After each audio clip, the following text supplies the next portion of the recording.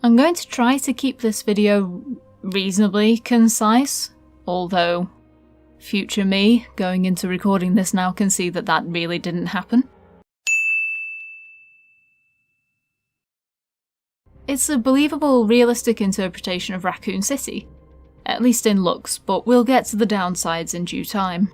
The natural ambience of these areas is greatly accentuated when you can just wander around and explore, soaking in the darkness. Even in the original there are untouched things. So, your point is not well constructed.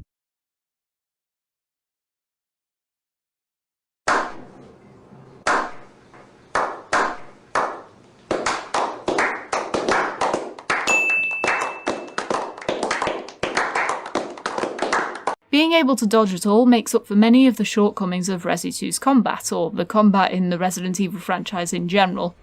It's always been a point of contention that these highly trained officers couldn't work out how to move away at a moment's notice, instead of just awkwardly spinning on the spot and tanking away. This does not make any sense. Why would the dodge ability be taken away? Resident Evil 3 is an action-oriented video game with a lot of zombies and a monster that can run at you. If the dodge system would be removed, you'd die much quicker. The existence of the dodge mechanic is an element of action.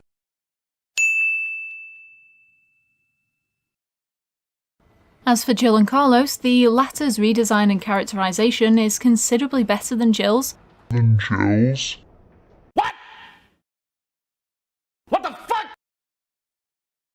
She is also one hell of a potty mouth in this game. Don't get me wrong, the first thing most people would do in a situation like this would be to swear like a trooper, and this was updated in the Resi 2 Remake's dialogue to make it more human, better representative of how real people would discuss this madness with each other. But at the same time, it can sometimes feel a bit excessive. How can you even compare your situation with Jill Valentine's? Have you been through what she has been through? Swearing comes off as natural because it is the character's method to release their anger and rage. It also fuels their inner willpower to go on.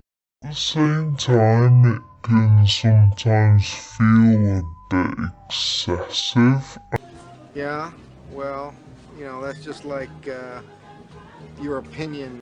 Also, this game absolutely revels in beating the ever-living hell out of Jill, and it's frankly laughable how often she falls off things, rolls down things, gets thrown to one side, falls through holes.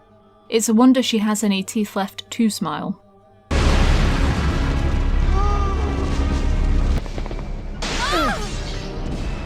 Ow, that killed!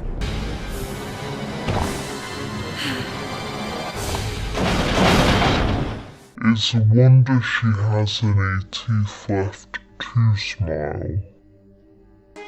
This is the only way. What really lets this game down is twofold. Its narrative and its set pieces. From the off, Nemesis was designed to be more action-focused than its predecessor back in '98, but it utilised Nemesis himself as a strong opposition to the otherwise more gung-ho nature of the game. Nemesis was made more resilient because you were supposed to avoid him, not to fight him. It was also the developer's trick to make you want to complete the puzzles because you needed a break. In an action-oriented game, puzzles do not work. At least not those that are difficult to figure out. Complicated puzzles break the immersion in an action-oriented game. And Nemesis is pretty much the same as he was in the original, both being heavily scripted. The only difference is that there are a few areas and oversimplified puzzles in the remake. Therefore his appearances give the impression that he appears rarely. The problem with this game is that Nemesis is so often part of the explosive, over-the-top action set pieces that his purpose is almost completely lost, and the game forgoes any real sense of urgency and terror at the sight of him, every time it drags you into what essentially boils down to a glorified QuickTime event. If you played the original game, then you should know how hard to avoid Nemesis is. In case of Mr. X it works because he does not carry any weapons, he is slow, and the game takes place in a slow-paced environment. Back in the original game, Nemesis was pretty much basic, and he did not have the ability to shoot with his tentacle during the gameplay until he reached his second form. Just imagine Nemesis from the remake with original Nemesis's resilience and a lot of zombies around. You'd lose this game quite a lot, especially on the higher difficulties. Not to mention his numerous boss forms. Do you understand now why his resilience was reduced? It would not work with that we're trying to do with Nemesis on this engine. Where you then proceed to get in a car, press a button and ram Nemesis off the roof. It's completely ridiculous. And whilst it serves the purpose of showing you just how outmatched you are against Nemesis, to prepare you for the next hour or so you'll spend running from him, it's so completely over the top. So completely over the top. Every word of what you just said was wrong. That it creates an expectation for this game being little more than one action set piece after another, combined with its invincible protagonist.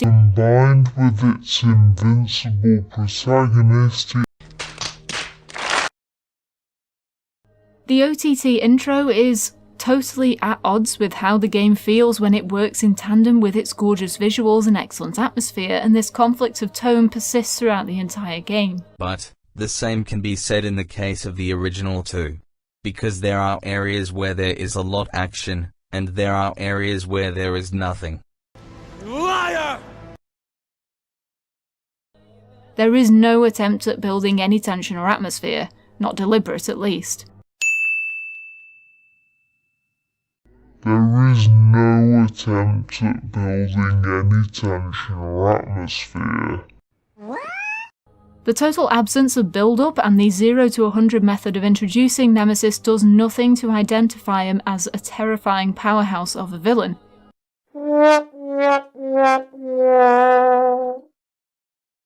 Identify him as a terrifying powerhouse of a villain.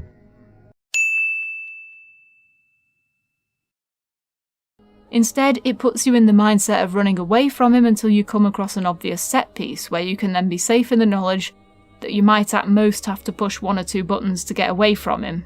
It ruins that seeping dread that Nemesis was so adept at in the original game, and turns one of the franchise's most interesting and unique villains into what basically boils down to an overgrown gargoyle. 1. Nemesis is not a villain. A villain is defined by the source of wickedness and destruction happening in a story. And in Resident Evil games, it is Umbrella Corporation. 2. Nemesis was amazing and scary at first because he was essentially an upgraded form of Mr. X, who now could run and carry a rocket launcher. It was a shock. A novelty. But now, the fans already know who he is. What he is capable of. He's one of the franchise's most interesting and unique villains. Yeah, I guess so, yeah.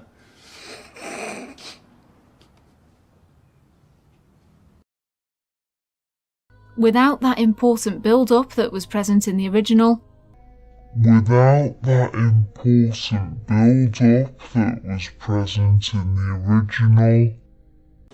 Yeah, well, that's just like, your opinion. it is a huge waste of the potential that we saw in Mr. X. Mr. X.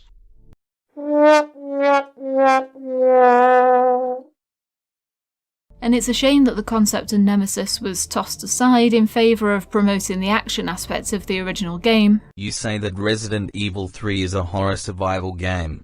So if Nemesis runs and carries a rocket launcher all the time, chasing you 24/24, wouldn't that be an excessive element of action in an environment that is supposed to be horror survival? So, removing his presence more in the remake, which, in the original, is at its core an action-based one, doesn't that point out to a survival horror game? In favour of promoting the action aspects of the original game. Every word of what you just said was wrong. Speaking of Nemesis being introduced right out of the gate, this remake is missing a good third of the original game's narrative and exploration.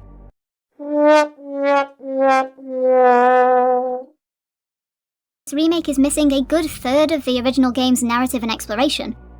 This is the only way. The encounter with Brad is there, but it's extremely brief and lacks any kind of punch. He doesn't even die to Nemesis outside of RPD the way he did originally, which back then served as Jill's first opportunity to fight Nemesis and learn his methods and patterns. You can avoid him too? Based on what you said, it tells me you were actually trying to fight with him, instead of avoiding him. Fight Nemesis and learn his methods and patterns. Yeah, I guess so, yeah.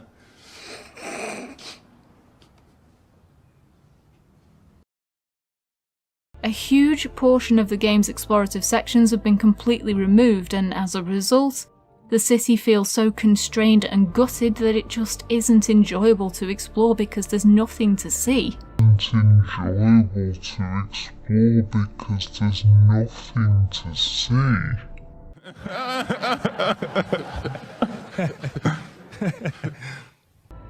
The loving recreation of the RPD office in Resi 2 spoke volumes of the team's love and reverence for the original game. Spoke volumes of the team's love and reverence for the original game. Every word of what you just said was wrong. But in this remake, the determination to focus almost solely on action set pieces means that much of what made the original game, and Nemesis by extension, so tense, has been completely removed. There are no choices to be made, and deciding to go one way first doesn't lock out a different path that would otherwise have assisted in replayability. So, doesn't that ring any bell to you? It is obviously that this is a remake which focuses on the life of Jill Valentine. This remake simply tells you what and how she would do things in the original. She is no longer your instrument of gameplay where she does whatever you want. There are no choices to be made.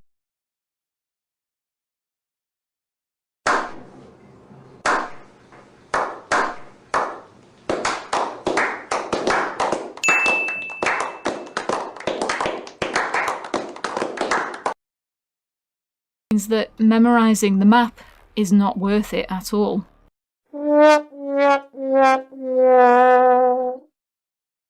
Means that memorizing the map is not worth it at all. Yeah? In exchange, there are greatly expanded sections where you play as Carlos, and these are easily the best parts of the game because they are the sections where the atmosphere can be enjoyed. There's far fewer enemies, meaning you rarely see the same copy-pasted zombie over and over. Where you could spend all day mowing down zombies with your assault rifle or grenade launcher or whatever you happen to have to hand. There's far fewer enemies, meaning you rarely see the same copy-pasted zombie over and over.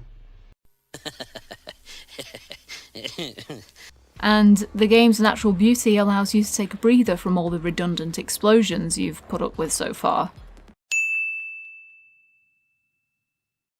Allows you to take a breather from all the redundant explosions you've put up with so far. Yes! Furthermore, the plot has been streamlined to better fit in with the canon of Resi 2, something that was contentious at best in the original. So much has been sacrificed to highlight this streamlined plot that it barely feels worth it. Well, yeah. Every word of it was wrong. A lot of criticism has also been aimed at Nemesis becoming a set piece, but I don't think this is really the issue. He becomes a set piece in the original game after a certain point as well.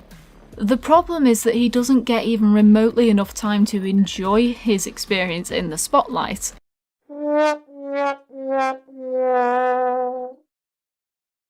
Nemesis was built to relentlessly stalk the remaining S.T.A.R.S members and would do so regardless of how often he was down. Did you know that when you leave the RPD section and decide to go back, he is no longer there? Nemesis was built to relentlessly stalk the remaining S.T.A.R.S members.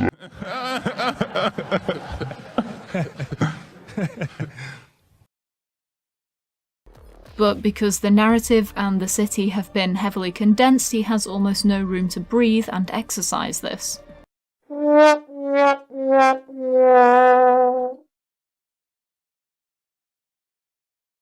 But because the narrative and the city have been heavily condensed, Every word of what you just said was amazing. it's just not enough to really explore the full extent of his power and capabilities.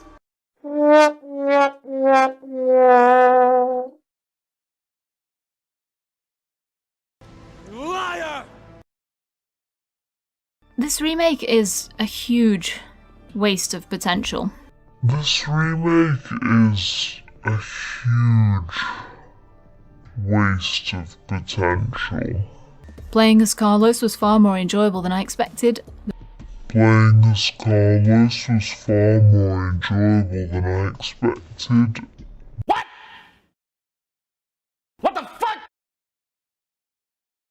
Although totally cheesy, the decision to keep Jill's infamous line in the game was appreciated. Although totally cheesy. But the tonal discrepancies and how ridiculous the action gets ruin what could have been a fantastic recreation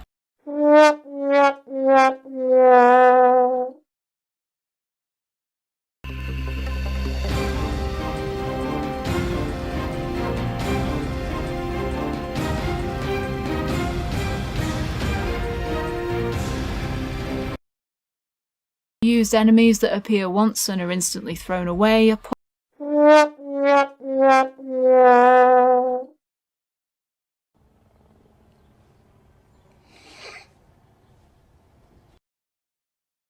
And the decision to introduce Nemesis far too quickly means that the game falls flat on its face in terms of its worth to the overall Resident Evil franchise.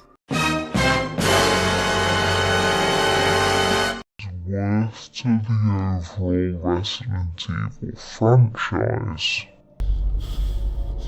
It's time to let old things die. As I said earlier, if you've never played the original, then you likely won't have half as many issues as those who are overly familiar with it. And if you have played the original, then I would suggest you think of this game not as a remake, but as a different interpretation of Nemesis. As a different interpretation of Nemesis.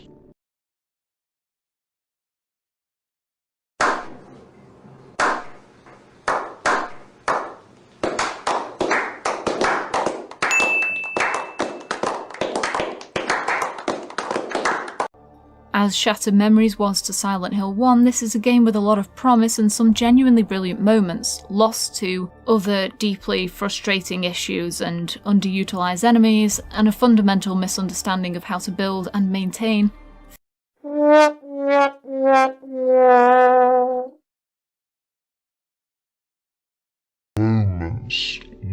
lost to other deeply frustrating issues and underutilized enemies, and a fundamental misunderstanding of how to build and maintain. This is the only way.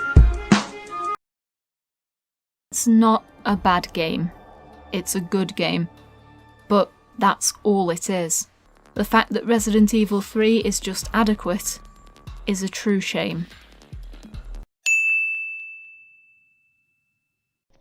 The fact that Resident Evil 3 is just adequate is a true shame. Because I know, somewhere deep down in my heart, I still love you.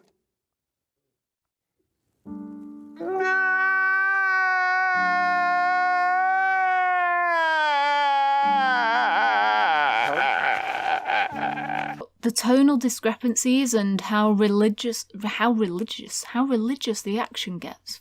Fuck me. What the fuck? Complete garbage. This is fucking stupid. No, sir, this is absurd. Let it be written,